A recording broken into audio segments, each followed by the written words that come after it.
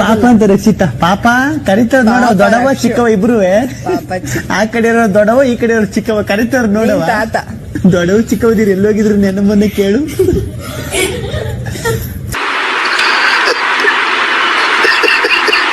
ಓ ಇಷ್ಟ ದಿನ ನೀನೇ ಇದೆಯಾ? 2 ದಿನದಿಂದ ನೀನ್ ಇರೋದಷ್ಟೇ. ನೀನೊಂಥರ ಗೆಸ್ಟ್ ಅಪಿಯರೆನ್ಸ್ ನೀನು.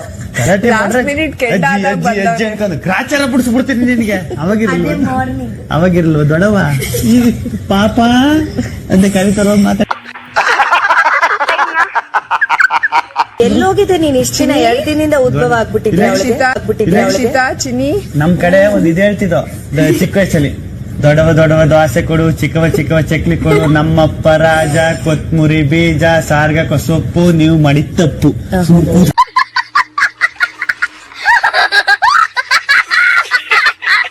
ಎಲ್ಲೋಗಿದೆ ನೀನ್ ಇಷ್ಟ ದಿನ? 2 ದಿನದಿಂದ ಉದ್ಭವ ಆಗ್ಬಿಟ್ಟಿದ್ರೆ ನೀನ್ ಮಾಡಿದ್ದು. ನೀನ್ ಬುದ್ಧಿವಂತ, ಅದೇ ಹೇಳ್ತಿರೋದು. ಚೆನ್ನಾಗ ಸೊಪ್ಪುಗೆ ಬೇಳೆ ಹಾಕಿ ಬೇಯಿಸ್ಕೊಂಡು ತಿಂದ್ಬಿಟ್ಟೆ. ಒಗ್ಗರಣೆ ಆಗ್ತಾವನಷ್ಟೇ. ಸೀರಿಯಲ್ ಅಲ್ಲಿ ಮೇಡಮ್ ನೀವು ನೆಗೆಟಿವ್ ಕ್ಯಾರೆಕ್ಟರ್ ಮಾಡಿದ್ದು, ಜಾಸ್ತಿ ನೆಗೆಟಿವ್ ರೋಲ್ ಮಾಡ್ತೀರಾ ಅನ್ಸುತ್ತೆ ಅಲ್ವಾ? ಏನ್ ಮೇಡಮ್ ಹಿಂಗ್ ಬರ್ದ್ಬಿಟ್ಟವ್ರೆ?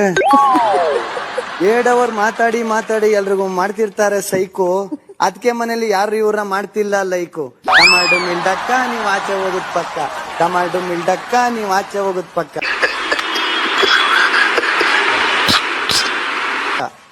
ಇನ್ಯಾರ್ದು ಬರ್ದಿದ್ರು? ಕಾವ್ಯ ನಿಮ್ಮದ್ ಬರ್ದವ್ರೆ.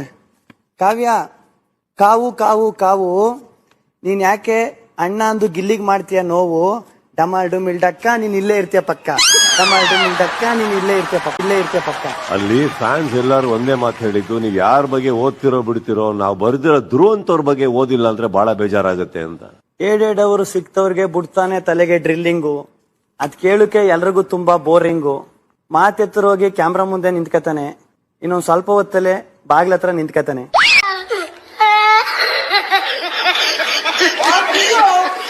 ಟಮಾಟು ಮಿಲ್ಡಕ್ಕ ಇವತ್ತು ಆಚೆ ಹೋಗುದ್ ಪಕ್ಕ, ಟಮಾಟು ಮಿಲ್ಡಕ್ಕ ಇವತ್ತು ಆಚೆ. ರೆಸ್ಪೆಕ್ಟ್ ಇಸ್, ನಿಮ್ಮ ಭಾಷೆಯಲ್ಲಿ ರೆಸ್ಪೆಕ್ಟ್ ನೀವೇನ್ ಅರ್ಥ ಮಾಡ್ಕೊಂಡಿದೀರೋ ಹೇಳಿ. ರೆಸ್ಪೆಕ್ಟ್ ಅಂದ್ರೆ ಮರ್ಯಾದೆ, ಮರ್ಯಾದೆ ಕೊಟ್ಟು ಮರ್ಯಾದೆ ತಗೋಬೇಕು. ಓಕೆ, ರಘು ಅಂದ್ರೆ ರೆಸ್ಪೆಕ್ಟ್ ಅಲ್ಲ ಅದು. ರಘು ಸರ್ ಅಂದ್ರೆ ಒಂದು ರೆಸ್ಪೆಕ್ಟ್. ಏ ಮಗ ರಘು ಬಾರ, ನೀನ್ ಆ ಪ್ರಿನ್ಸಿಪಲ್ ಬಂದ್ರೆ ರೆಸ್ಪೆಕ್ಟ್ ಅಲ್ಲ ಸರ್ ಅದು. ರೆಸ್ಪೆಕ್ಟ್ ಅಂದ್ರೆ ಪ್ರಿನ್ಸಿಪಲ್ ರಘು ಸರ್ ಬನ್ನಿ ಸರ್, ಕ್ಲಾಸ್ ಆಚೆ ಹೋಗಿ.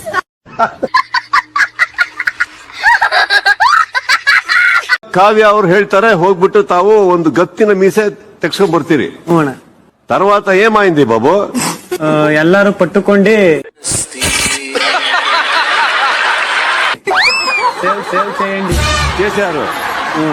ఇప్పుడు ఏమైంది? క్లీన్ చేసేపు అయిపోయారు. ಈಗ ನಿಮ್ಮ ಮೀಸೆ ಬಗ್ಗೆ ದಾಡಿ ಬಗ್ಗೆ ಬಹಳ ಚರ್ಚೆ ನಡೀತಾ ಇದೆಯಾ ಹೊರಗಡೆ? ಅಂದ್ರೆ ನಿಮ್ಮ ಪ್ರಕಾರ ನಿಮ್ ಕಾವು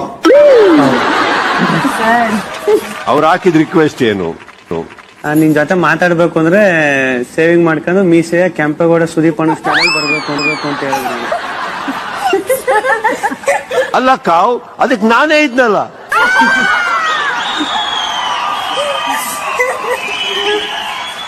ಅಲ್ಲಿಗೆ ಹೋಗ್ಬೇಕಿತ್ತೆ, ಪರವಾಗಿಲ್ಲ ಬಿಡಿ. ಬಟ್ ಅವರು ಕೆಂಪೇಗೌಡರ ಗೆಟಪ್ ಅಲ್ಲಿ ಬರ್ಬೇಕು ಅಂತ ಹೇಳಿದ್ರ ಗಿಲ್ಲಿ. ಅಣ್ಣ. ಆಮೇಲೆ ಏನಾಯ್ತು ಗಿಲ್ಲಿ ಮುಂದೆ ಹೇಳಿ. ಆಮೇಲೆ ನಾನು ಯೋಚನೆ ಮಾಡ್ದೆ ಅಣ್ಣ. ಸರಿ ಆಯ್ತು, ನನಗೆ ಗಡ್ಡ ಮೀಸೆಗಿಂತ ಹೆಂಗಾರು ಮಾಡಿ ಬ್ಲಾಕ್ ಮಾಡ್ಬೇಕಲ್ಲ. ಅವ್ನ್ ಟೋಲ್ ಪಾಸ್ ಮಾಡಕ್ ಬಿಡ್ಬಾರ್ದು. ಹಿಡ್ದಾಕ್ಬೇಕಲ್ರಿ. ಹೌದೌದು ಹಾಕವಾಗ ಬ್ಯಾರಿಕೇಡ್ ಹಾಕ್ಬೇಕು ಅವ್ನಿಗೆ ಅರ್ಜೆಂಟ್ ಆಗಿ. ಗಾಡಿ ಹಾಕೋ ಟಾಪ್ ಹೋದ್ಮೇಲೆ ಈ ಕೆಟ್ಟ ಪ್ರಪಂಚ ನೋಡ್ಬಿಟ್ಟೆ ಮನಸ್ಸು ಚೇಂಜ್ ಮಾಡ್ಕೊಬಿಟ್ನ.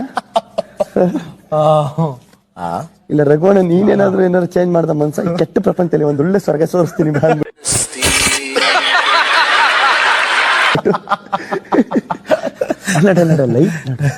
ಅಲ್ಲಡ ಕಾಲ್ಗಳು ನೋಡು ಆ ಕಾರ್ನರ್ ಮನೆ ನೋಡು. 14 ಜನ ಕಂಟೆಸ್ಟೆಂಟ್ ಒಂದು ಸೋಫಾ ಸೆಟ್ ಮಧ್ಯೆ ಹೆಂಗ್ ಬದುಕಿದ್ಯಾ ನೀನು? ಬಾ, ಈ ಕೆಟ್ಟ ಪ್ರಪಂಚದಲ್ಲಿ ಒಂದು ಒಳ್ಳೆ ಸ್ವರ್ಗ ತೋರಿಸ್ತೀನಿ.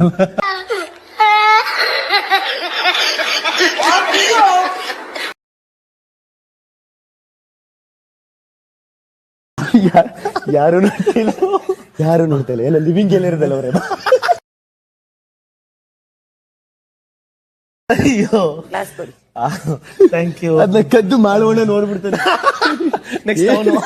ಏನು ತಲೆ ಕೆಡಿಸ್ಕೋಬೇಡ. ನಾನು ಆಕ್ಚುಲಿ ಗಿಲ್ಲಿ ಕೇಳ್ಬೇಕು. ಗಿಲ್ಲಿ ಅವರೇ, ಅಣ್ಣ ಅವರಿಬ್ಬರ ಬಗ್ಗೆ ಏನ್ ಸರ್ ನಿಮ್ ಅನಿಸಿಕೆ? ಸತ್ಯವಾಗ್ಲೂ ನಮ್ ಸತೀಶ್ ಅಣ್ಣ ಯಾವಾಗ್ಲೂ ಹೇಳ್ತಾ ಇರ್ತಾರೆ, ನಾನು 4 ಸಿನಿಮಾ ಮಾಡಿದೀನಿ, ನನಗೆ ಆಕ್ಟಿಂಗ್ ಗೊತ್ತು ಅಂತಾರೆ, ಇನ್ನೊಂದ್ಸಲ ಡ್ಯಾನ್ಸ್ ಗೊತ್ತು ಅಂತಾರೆ, ಎಲ್ಲ ಗೊತ್ತು ಅಂತಾರೆ. ಅದೆಲ್ಲ ಗೊತ್ತು ಅಂತ ಅವ್ರಿಗೆ ಮಾತ್ರ ಗೊತ್ತು, ಯಾರಿಗೂ ಗೊತ್ತಾಗಿಲ್ಲ ಕಾರಣ ಇದುವರೆಗೂ. ಒಬ್ರು ಏನು ಎಲ್ರು ಕೇಳ್ತೀವಿ, ಇಲ್ಲ ನನಗೆ ಗೊತ್ತು ಅಂತಾರೆ. 125 ದೇಶದಲ್ಲಿ ನಾನು ಇಂಟರ್ವ್ಯೂ ಆಗೈತೆ ಅಂತಾರೆ, ಒಂದು ಟೆಲಿಕಾಸ್ಟ್ ಆಗಿಲ್ಲ ಅಂತ. ಆಮೇಲೆ ಅವ್ರ ಲೈಫ್ ಸ್ಟೈಲ್ ಎಲ್ರಿಗೂ ಗೊತ್ತು ಕಾರಣ. ಅವ್ರು ಏನ್ ಮಾಡ್ತಾರೆ, ಬಾತ್ರೂಮ್ ಅಲ್ಲಿ ಒಂದು ಮೆಡಿಕಲ್ ಶಾಪಿ ಆಯ್ತಣ್ಣ, ಸತೀಶ್ ಮೆಡಿಕಲ್ಸ್ ಅಂತ ಹೆಸರಿಗೆ ಬಿಟ್ಟವೆ ಅಂತ.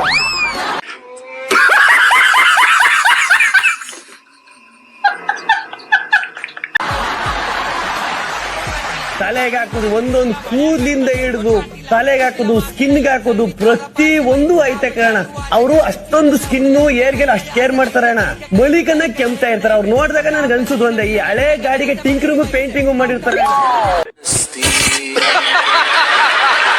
ಸ್ಟಾರ್ಟ್ ಮಾಡಿ ಕೆಮ್ಮುದ್ರೆ ಕೆಮ್ತಾನೇ ಇರ್ತಾರೆ.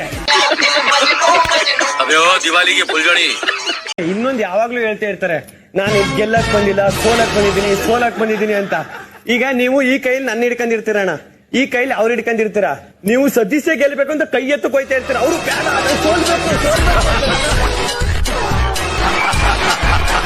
ಎತ್ತಬೇಡಿ ಸರ್, ನನ್ ಕೈ ಎತ್ಬೇಡಿ, ನಾನು ಸೋಲ್ಬೇಕು ಅಂತಾರ. ಯಾವಾಗ ನೋಡು ನಾ ಸೋಲು. ಕಾವ್ಯ ಅವರೇ, ಒಂದು ಹಳೆ ಸಿನಿಮಾ ಇದೆ ಕಾವ್ಯ ಅವರೇ, ಅದನ್ನ ಒಂದು ಸುಮ್ನೆ ಸಾಂಗ್ ಹೇಳ್ತೀನಿ ನೋಡಿ, ಅದು ನಿಮ್ಗೆ ಅನ್ಸುತ್ತೋ ಇಲ್ಲೋ ಗೊತ್ತಿಲ್ಲ. ಬಿಗ್ ಬಾಸ್ ಮನೆಯಲ್ಲಿ ಕಾಣುವಂತ ಅಪ್ಸರ, ಅವಳ ಕಣ್ಣುಗಳೇ ನೋಡೋದಕ್ಕೆ ಸುಂದರ. ಓ ಕಾವು ಐ ಲವ್ ಯು ಡೇ. ಇದು ಅಣ್ಣ ನೀವ್ ಹೇಳ್ತಾ ಇರೋದಣ್ಣ? ನಾನ್ ಹೇಳ್ತಾ ಇದ್ದಾಗಿದ್ದಲ್ಲ ಅಣ್ಣ ಇದು. ನಾ ಹೇಳ್ಬೇಕು ಅನ್ನಿಸ್ತು, ಹೇಳ್ದೆ.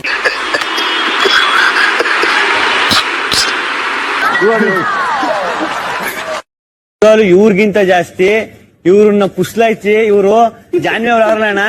ಯಾಕೆ ಮಧ್ಯೆ ಬಂದೆ ನೀನು ಅಂದ್ರೆ, ನಾನು ಅವ್ರಿಗೆ ಸ್ಟ್ಯಾಂಡ್ ತಕ್ಕತಾ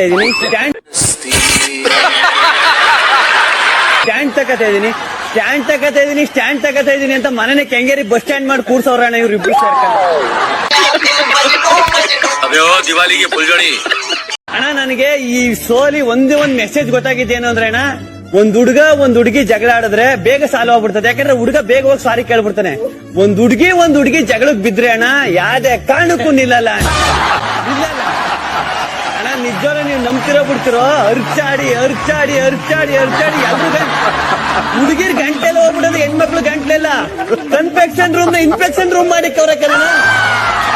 ಕನ್ಫೆಕ್ಷನ್ ರೂಮ್ ಅಂತ ಕರಿಕೆ ಮನ್ಸ್ ಗೊತ್ತಿಲ್ಲ, ಇನ್ಫೆಕ್ಷನ್.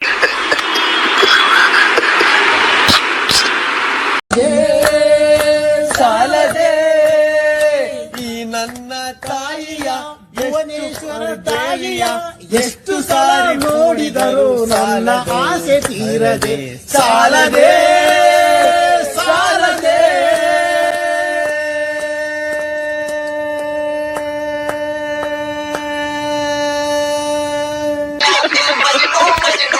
ದಿವಾಲಿಗೆ ಫುಲ್ಗಡಿ.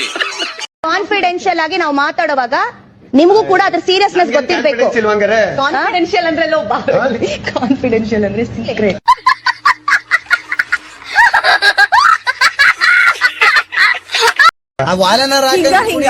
ವಾಲ ಯಾಕಂದ್ರೆ ಪುಣಿ ಉದುರೋದದು ಕಿವಿಯಿಂದ ನಂಗೆ ಹಿಂಗ ಆಗ್ತಾ ಇದೆ, ನಾನು ಏನ್ ಮಾಡ್ಲಿ? ನಮ್ಗೆ ಹೆಂಗೆಂಗೋ ಆಗ್ತಾ ಇದೆ, ಹೇಳಕ್ ಆಯ್ತಲ್ಲ. ನಿನ್ ಕಂಡ್ರೆ ಅಲ್ಲೂ ಹಸಿಟ್ ಆಯ್ತಾವ ನೆನ್ನೆಯಿಂದ.